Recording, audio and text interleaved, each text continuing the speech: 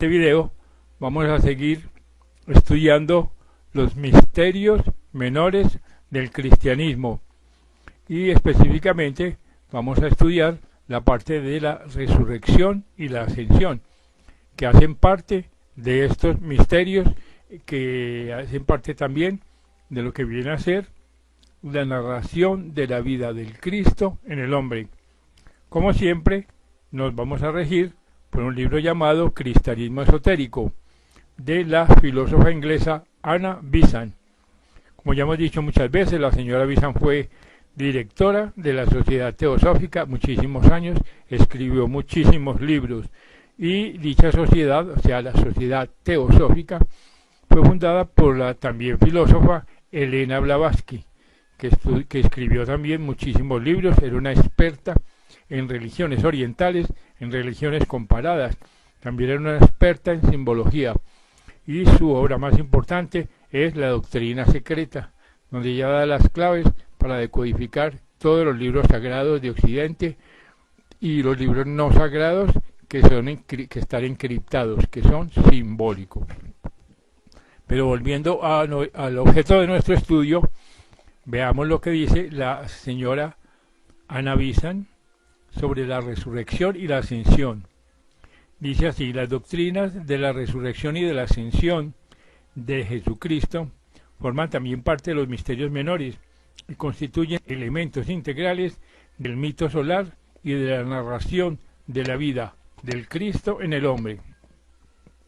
Es pues fundamento histórico de estas doctrinas, por lo que al mismo Cristo se refiere el hecho de haber continuado enseñando a sus apóstoles después de su muerte física. Lo es asimismo su aparición en los grandes misterios como hierofante, desde que cesaron sus instrucciones directas hasta que Jesús ocupó su puesto. En las leyendas míticas, la resurrección del héroe y su glorificación constituían invariablemente el remate de la relación de su muerte. En los misterios, el cuerpo del candidato sufría siempre en transición semejante a la muerte, mientras él, como un alma libre, recorría el mundo invisible, tornando a los 3 días y haciendo revivir su cuerpo. Por último, los dramas de la resurrección y de la ascensión se repiten en la vida del hombre que está a punto de ser un Cristo, según veremos al estudiarla. Mas para comprender este asunto es indispensable que nos demos cuenta de la constitución humana y adquiramos el conocimiento de lo que es el cuerpo natural y el espiritual del hombre. Así que, entre comillas, hay cuerpo animal y hay cuerpo espiritual, como dice el apóstol en Corintios 15:44. Algunas gentes indoctas consideran todavía al hombre como mero dualismo, formado de alma y cuerpo, y emplean las palabras alma y espíritu como sinónimos, hablando actualmente de alma y cuerpo o de espíritu y cuerpo, con lo que da a entender que el hombre está compuesto de 2 constituyentes, de los cuales uno perece en la muerte, mientras el otro sobrevive. Esta es una tosca división que es suficiente para el hombre sencillo o para el hombre ignorante, mas con ella no podemos profundizar los misterios de la resurrección y de la ascensión.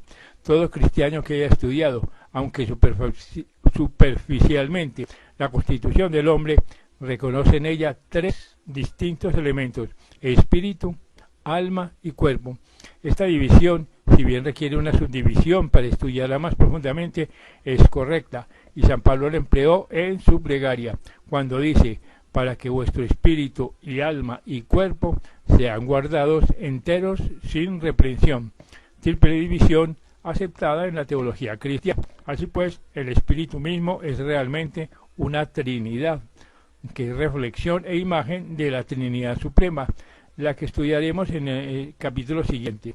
Así que el hombre verdadero, el inmortal, que es el espíritu, es la Trinidad en el hombre, es la vida y a la conciencia, y a quienes corresponde el cuerpo espiritual, y cada aspecto de la Trinidad tiene su cuerpo apropiado. Así que el alma es dual, comprende la mente y la naturaleza emotiva, con sus respectivas vestiduras.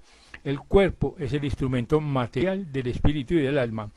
Hay un punto de vista cristiano que considera al hombre un ser duodécuplo, o sea, con 6 modificaciones, formando otro punto de vista que le atribuye 14 divisiones, 7 correspondientes a modificaciones de la conciencia y 7 a tipos de la forma. Esta última concepción es prácticamente idéntica a la estudiada por los místicos, la cual se expone como séptuple, pues consta en realidad de 7 divisiones, cada una doble, respondiendo al respecto de la forma. Algo confusas y perplejas son tales divisiones y subdivisiones para los entendimientos rudos, por donde Orígenes y Clemente, como hemos visto, dieron gran importancia a la necesidad del desarrollo intelectual en todos aquellos que sean ser gnósticos. Después de todo, los que las encuentren dificultosas pueden omitirlas sin censurar por ello el estudiante entusiasta, que las considera no sólo luminosas, sino absolutamente indispensables para entender con claridad los misterios de la vida y del hombre. Así pues, la palabra cuerpo significa vehículo o instrumento de la conciencia, es decir, lo que es menos un vehículo que conduce a la conciencia, o que es el medio que la conciencia emplea para ponerse en costado con el mundo externo, al modo de un mecánico emplea un instrumento. Ahora bien, nosotros podemos representarlo como un vaso en el que la conciencia está contenida, al igual que un receptáculo que contenga un líquido. Es pues una forma usada por una vida, y a la verdad nosotros no conocemos nada de la conciencia, salvo en su conexión con la forma. Puede estar la forma construida de los materiales más raros y sutiles. Puede ser tan diáfana que solo nos demos cuenta de la vida que en ella mora. Sin embargo, la forma existe y está compuesta de materia. Por lo contrario, puede ser tan densa que oculta la vida en que la habita, entonces solamente nos daremos cuenta de la forma. Sin embargo, la vida está allí y está compuesta del opuesto a la materia, o sea, el espíritu. Así que el estudiante debe considerar una y otra vez este hecho fundamental, la dualidad de toda la existencia manifestada, la inseparable coexistencia del espíritu y la materia, así en un grano de polvo como en el logos, el Dios manifestado. Así que debe identificarse con esta idea, de lo contrario haría mejor el abandonar el estudio de los misterios menores. Así que el Cristo, como Dios y hombre, exhibe en la escala cósmica el mismo hecho de dualidad que la naturaleza repite en todas partes. Conforme a esta dualidad originaria está construido todo el universo. Así que el hombre tiene un cuerpo natural, entre comillas, formado de 4 partes distintas y separables, y está sujeto a la muerte. 2 de estas partes se componen de materia física y nunca se separan. Sin embargo, pueden causar una separación parcial, los anestésicos o una enfermedad. A las 2 reunidas se las puede llamar el cuerpo físico. En él ejerce el hombre su actividad consciente durante la vigilia, expresándonos en términos técnicos. Viene a significar que es el vehículo de la conciencia en el mundo físico. La tercera parte es el cuerpo de deseos, llamado así el astral, porque sentimientos y la naturaleza pasional del hombre tienen en él su vehículo especial. Durante el sueño abandona el cuerpo físico y muestra su actividad consciente en este otro cuerpo, el cual funciona en el mundo invisible inmediato a nuestra tierra visible. Es por lo tanto el vehículo de la conciencia en el mundo inferior de los suprafísicos, que es también el primer mundo a que pasa el hombre después de la muerte. Y añade la señora Visan, la cuarta parte es el cuerpo mental, llamado así porque en él funciona la naturaleza intelectual del hombre siempre que se ejercite en el concreto. El vehículo de la conciencia es el segundo de los mundos suprafísicos, que es a la vez el mundo celeste inferior, al que pasa el hombre después de la muerte, cuando ha quedado libre del mundo iniciado antes. Estas 4 partes de la forma que envuelve al hombre, compuesto por el doble cuerpo físico, el aspecto de deseos y el cuerpo mental, constituyen el cuerpo natural de que habla San Pablo. Este análisis científico no cabe dentro de las enseñanzas cristianas ordinaria, la cual es vaga y confusa sobre este punto.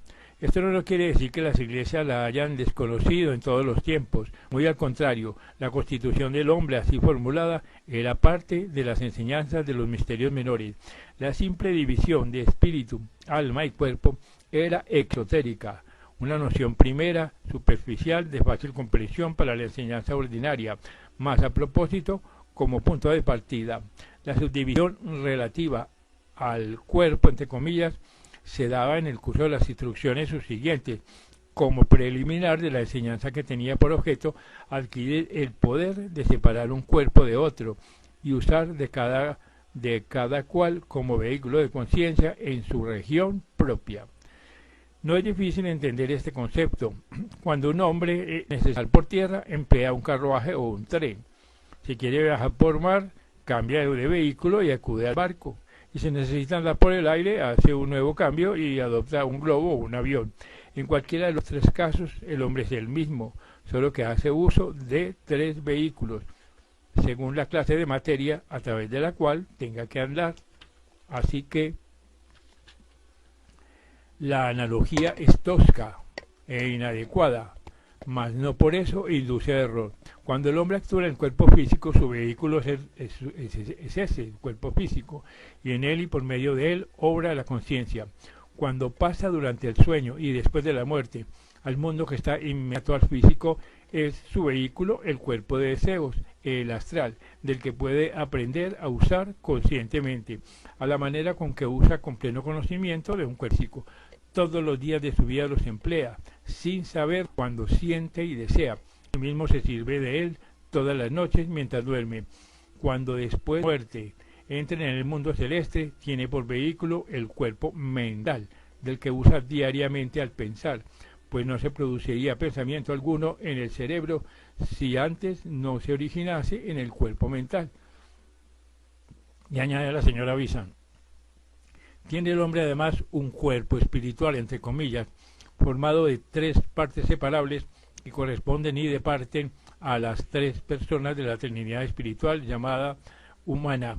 San Pablo habla de uno que fue arrebatado hasta el tercer cielo, donde oyó palabras secretas que el hombre no puede decir, entre comillas. Estas diversas regiones de los supremos mundos invisibles son conocidas de los iniciados, quienes saben muy bien que los que pasan más allá del primer cielo necesitan del verdadero cuerpo espiritual como vehículo y que según sea el desarrollo de las tres divisiones de este, así será el cielo a donde se pueda llegar. De estas tres divisiones, el inferior se llama comúnmente el cuerpo de causa o cuerpo causal, por razones que solo podrá entender del todo el que haya estudiado la doctrina de la reencarnación, enseñada en la primera iglesia, en la que se da de cómo la evolución humana requiere muchas vidas sucesivas en la tierra para que el alma en germen del salvaje pueda convertirse en la perfecta de un Cristo, y ya perfecta como, comillas, el Padre que está en los cielos es perfecto. Así que pueda realizar la unión del Hijo con el Padre. Así que eso es un cuerpo que persiste de vida en vida, y en él se acomoda toda la memoria del pasado, de él salen las causas que constituyen los cuerpos inferiores. Es el receptáculo de la experiencia humana, es el traje de las cosechas de nuestras vidas, asiento de la conciencia, centro de la voluntad. De la segunda de las tres divisiones del cuerpo espiritual hace alusión San Pablo con estas significativas palabras, comillas: tenemos de Dios un edificio, una casa eterna en los cielos, que no ha sido hecha de manos. Este es el cuerpo de felicidad, el cuerpo glorificado del Cristo, el cuerpo de resurrección. No es cuerpo hecho de manos por el funcionamiento de la conciencia en los vehículos inferiores.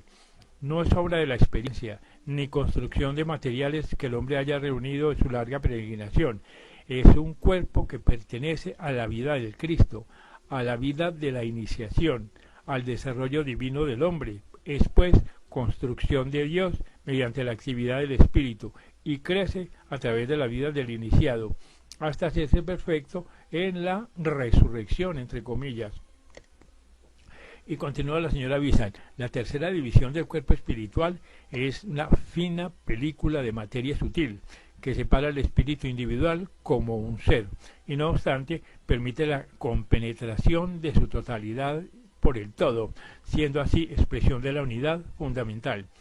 En el día en que, comillas, el mismo Hijo se someterá al que le sometió todas las cosas para que Dios sea todas las cosas en todos, esta película será trascendida, mas para nosotros seguirá siendo la suprema división del cuerpo espiritual en el cual subiremos al Padre y nos uniremos a Él. El cristianismo ha reconocido siempre la existencia de tres mundos o regiones por las que ha de pasar el hombre. Primero, el mundo físico. Segundo, un estado intermediario de donde pasa después de la muerte. Y tercero, el mundo celeste.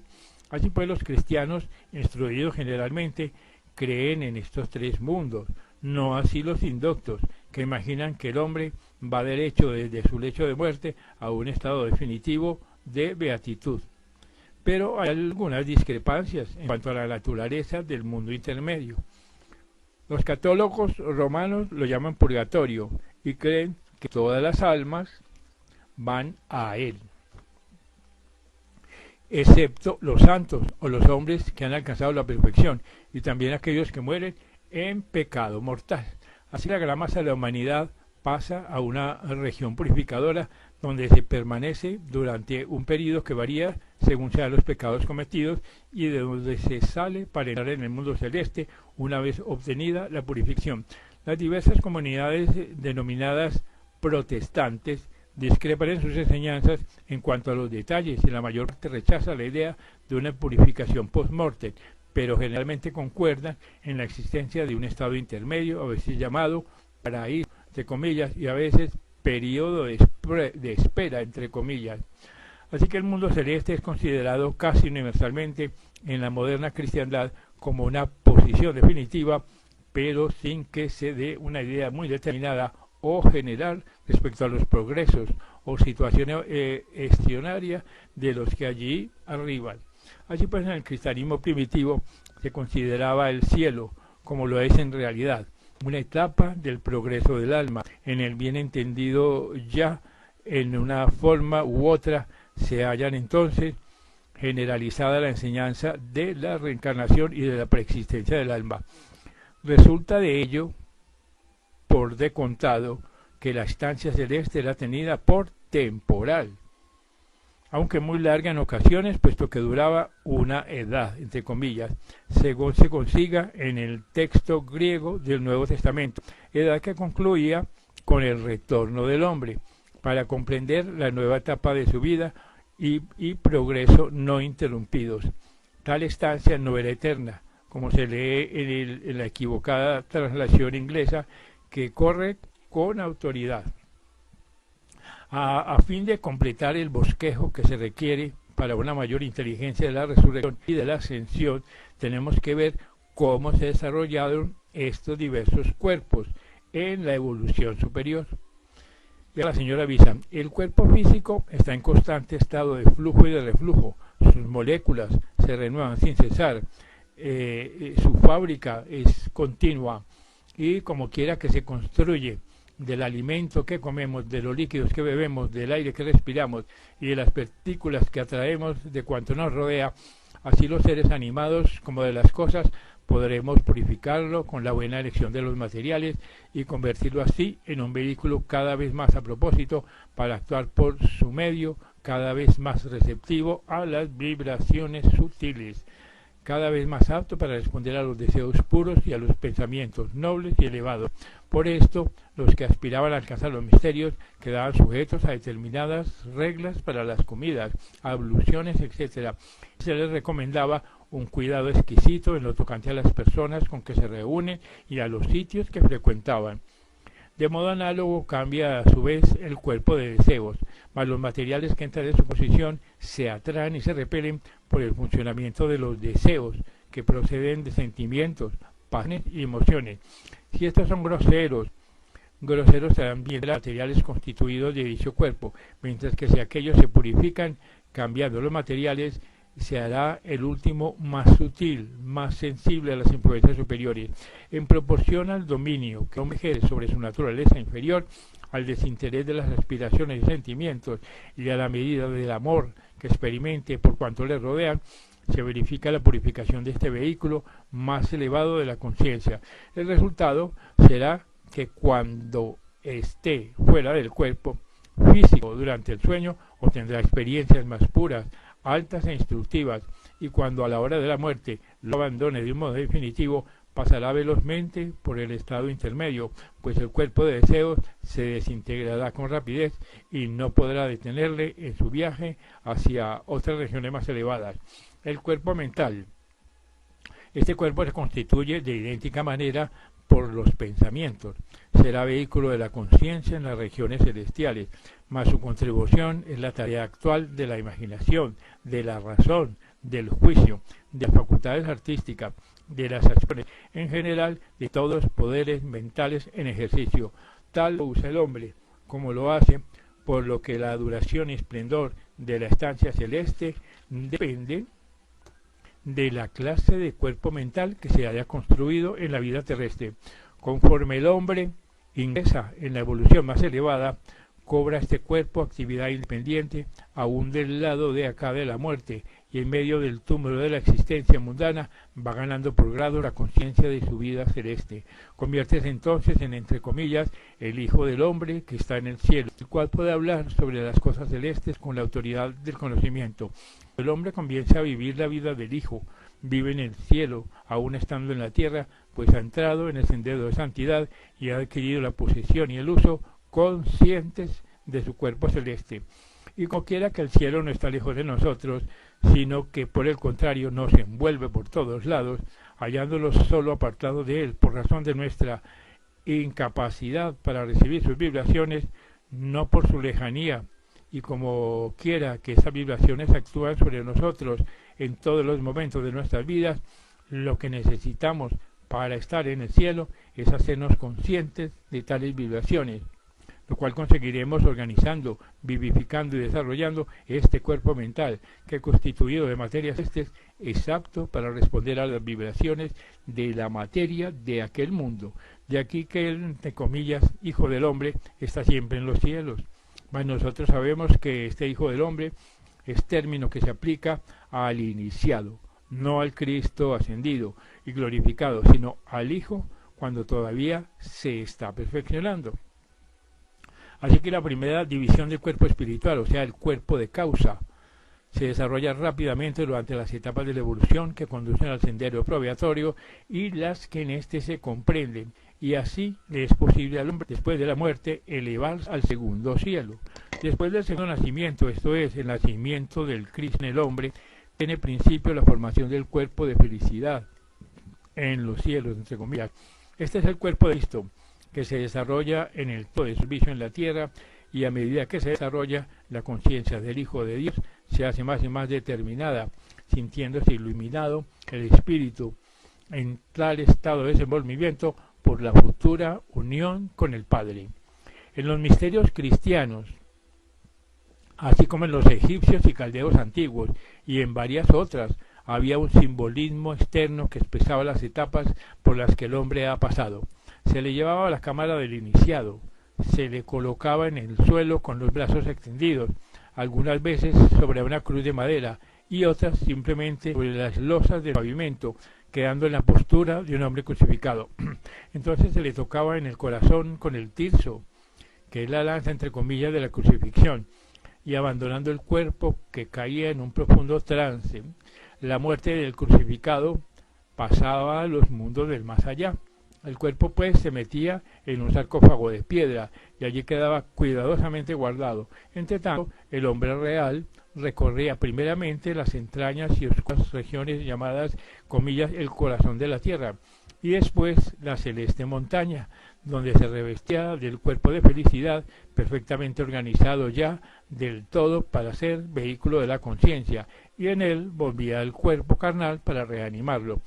La cruz en este cuerpo que se había colocado, y en el caso de no haberse empleado cruz, el cuerpo mismo, rígido, en estado de trance, se sacaba del sarcófago y se ponía en una superficie inclinada mirando al oriente, en el instante de la salida del sol al tercer día, y en el momento en que los rayos del sol le daban en la cara, el Cristo, iniciado perfecto, Maestro, entraba otra vez en el cuerpo y lo glorificaba con el cuerpo de felicidad que traía, cambiándolo con este contacto, comunicándole nuevos poderes, aptitudes y propiedades distintas, en una palabra, transmutándolo en un cuerpo semejante al suyo. Era esto la resurrección del Cristo. En adelante, el mismo cuerpo de carne transformado adquiría una nueva naturaleza. Por esto, el sol se ha tomado siempre como símbolo del Cristo que resucita, pero esto en los himnos de Pascua de la Resurrección se hace constante referencia al naciente sol de justicia. También está escrito del Cristo triunfante lo siguiente: yo soy el que vivo y he sido muerto, y aquí que vivo por los siglos de los siglos. Amén. Y tengo las llaves del infierno y de la muerte. Todos los poderes de los mundos inferiores han quedado bajo el dominio del Hijo, que ha triunfado gloriosamente. La muerte pues ya no tiene poder sobre él. Él tiene vida y muerte en su potente diestra. Él es el Cristo resucitado, el Cristo triunfante. Así que pues la ascensión del Cristo era el misterio de la tercera parte del cuerpo espiritual, la adquisición de la vestidura de gloria que prepara la unión del Hijo con el Padre, del hombre con Dios, cuando el Espíritu recobra aquella gloria que tuvo, comillas, antes que el mundo fuese. Entonces el Espíritu se hace uno, se reconoce eterno, y el Dios oculto es encontrado. Esto es lo que se representa en la doctrina de la ascensión, por lo que el individuo se refiere. Así que la ascensión de la humanidad se llevará a cabo cuando toda la raza humana haya logrado la condición de Cristo, el estado de Hijo, y este Hijo se haya hecho uno con el Padre, y todo Dios esté en toda la humanidad. Esta es la meta, figurada de antemano en el triunfo del iniciado, pero alcanzada solamente cuando la especie humana sea perfecta, cuando la gran huérfana humanidad, entre comillas, no sea ya tal huérfana, sino que se reconozca en plena conciencia como el Hijo de Dios. Y añade finalmente la señora Vinán: estudiando así las doctrinas de la resurrección y de la ascensión, lograremos las verdades declaradas que en los misterios menores a ellas se refieren, y empezaremos a entender toda la realidad de la enseñanza apostólica sobre que el Cristo no era una personalidad única, sino, comillas, primicias de los que durmieron, y que todo hombre habrá de ser un Cristo. En aquellos tiempos no se consideraba al Cristo como un Salvador externo, cuyos merecimientos debían salvar a los hombres de la cólera divina. Era doctrina corriente en la Iglesia la elevada e inspiradora enseñanza de que Él era las primicias de la humanidad, el modelo que todos debían imitar, la vida que todos habían de compartir. Así pues, los iniciados han sido siempre tenidos por tal primicias, como promesa del primitivo y viviente símbolo de su propia divinidad, el fruto glorioso de la semilla que llevaba en su propio seno. La enseñanza del cristianismo esotérico o de los misterios menores no era el ser salvado por un Cristo externo, sino el ser glorificado en un Cristo interno. Así que el estado del discípulo debía pasarse al estado del Hijo. La vida del Hijo debía pasarla entre los hombres hasta que fuese rematada por la resurrección, y el Cristo glorificado se convierte entonces en uno de los perfectos salvadores del mundo. ¿Cuánto más sublime, pregunta la señora Vicen, es este evangelio que el de los tiempos presentes? Cuán estrecho mezquina la doctrina exotérica de las iglesias frente a este grandioso ideal del Cristo y el cristianismo esotérico. Este es un breve resumen de lo que es la ascensión y la resurrección del Cristo interno en el hombre ascendido.